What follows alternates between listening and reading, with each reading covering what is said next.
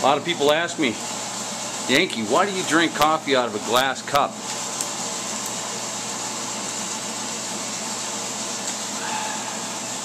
That way people know where my tolerance level is.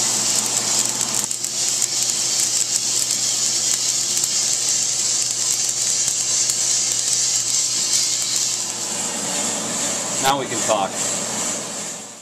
You're looking at the top of a Humvee military motor, 6.5 liter diesel. I bought this motor about 10 years ago from a military resale. It was rebuilt and I put it into my Suburban. At the time I went with a mechanical injection, and now I'm turning it back over to the original Suburban electronic injection system. That's the injector pump right there.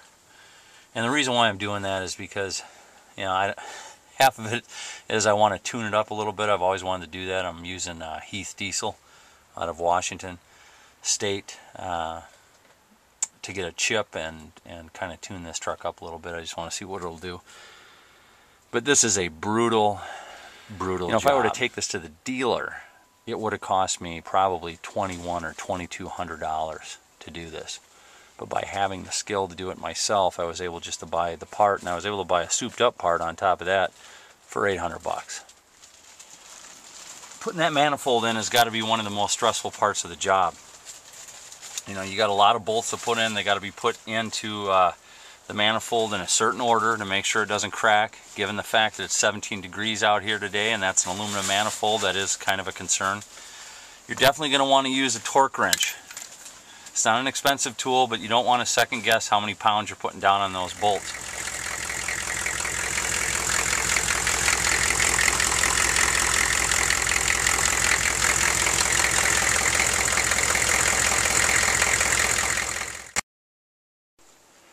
This is my truck's computer.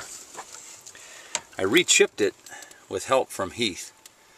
I put the Maxi torque chip in there. It costs about $300 some. You got a core of a couple $100 as well if you send your old chip back to them.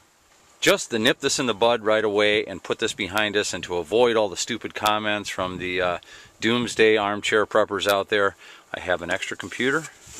I have an extra PMD. So you don't have to. You certainly can, but you don't have to go out and get a total manual mechanical vehicle. You can buy an electronic vehicle and still be prepped by keeping the extra cheap electronics around in case of a worst case scenario. The other thing I got from Heath was a manual wastegate arm on the turbo. This will allow me to delete my vacuum assist turbo arm on here, and this also keeps it at a constant 12 to 15 boost on that turbo, which is real nice. It whistles and gives it a little bit more power. There's definitely a noticeable difference in power after the install. I simply don't have to depress the pedal as far to get the same amount of speed as I did before.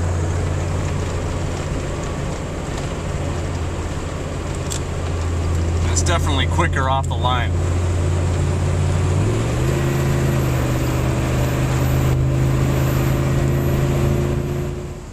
You know, one of the things I love about diesel engines, and one of the biggest differences between running gas and diesel, is that the more mods that you make to a diesel engine, the more you work on it to help it perform better and open up, you'll always gain in miles per gallon, up until a certain point, of course. Whereas just the opposite with gas. The more performance that you try to squeak out of a gas motor, you're going to lose in miles per gallon. Just the opposite in diesels.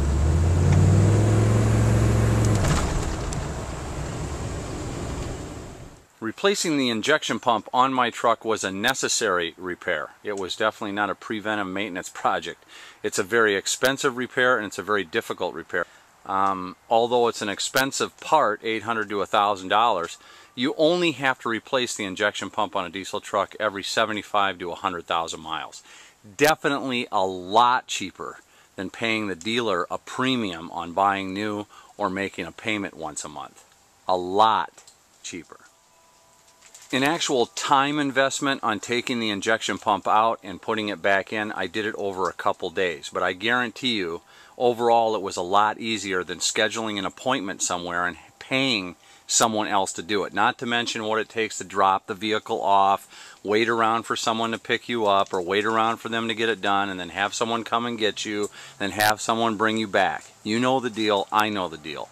Being able to work on this stuff at home is a lot easier than having to pay someone else to do it for you.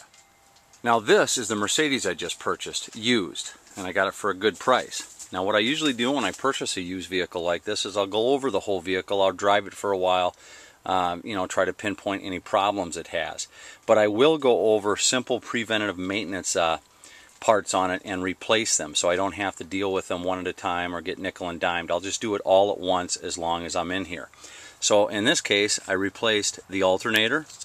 I've got the water pump. I've got a new pulley on here as well. That was kind of wiggling. I didn't like that. I've got a new belt adjustment arm. I've got a new piston, what they call a dampener for the belt system. And I've got a new tension pulley as well. Now I checked out the power steering. This is tight, seems good, no leaks. Air conditioning's the same way, and the pulley's still good on the crank. So I'm not going to replace that. But overall, these parts are things that can go wrong on you. And while I'm in here, I'm just going to do them all. And it cost me less than $300. So I don't have to worry about the front end of the engine for probably another 100,000 miles. That's how I approach buying a used vehicle. I'll just pick out the parts that go wrong, even though they're not broke. And I'll keep the more expensive ones like the alternator or the water pump just in case. But when you can buy parts this cheap, just go over the front of it and you don't have to worry about it for a while. You can save yourself the trouble later on down the road. And again, having the skill to do this, then you won't be afraid to do it. You won't be you know, putting it off till it's a bad time. I'm saving myself a lot of trouble by doing this all at once. While I'm in here, I'll replace that belt. That's another thing that's, you know, cheap and easy to replace. And then I'm going to do the plastic radiator fan, which, you know, is known to crack and break on these Mercedes. And I'll also replace the fan clutch. All cheap parts. None I bought from the dealer. I'm not going to give the dealer a dime of my money. These are all aftermarket parts. Now whenever I put these kinds of vids up, you wouldn't believe the excuses that guys will make. You know, I'd rather work and pay somebody else to do it, or I don't have the specialized tools, I don't have the time. If you're paying someone else to do your work, you're still spending the time. You're just doing it at work. You're having to give up that money. It's going to cost you more money to buy new. It's going to cost you more money, obviously, to make payments. It's going to cost you more money to have someone else do it than if you just learn the skill yourself. But most people want to be in a state of ignorance all the time. They don't want to learn. They don't want to take any chances. I can make mistakes doing this, and it's still going to be cheaper than buying new or working to pay someone else to do it, because you're still spending your time no matter what, because that's what work is. It's your time, and you only have so much time here on this planet. I'm not going to spend any of my time, if I can help it, paying someone else to do work that I can do. And that's why these kinds of skills are priceless. And in fact, I don't know how some of you guys can trust people to even do that kind of work. I don't want anybody doing, you know, for instance, brake work on my car besides me. Right? Right?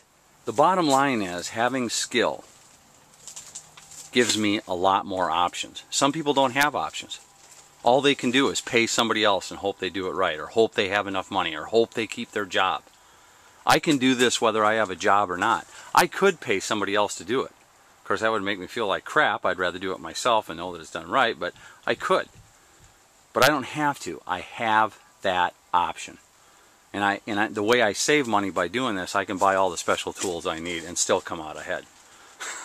And you know, and if anything ever does go south, I have skills here that I can make money with. Because in this world, where other people can't do anything, I can make money from them if I need it.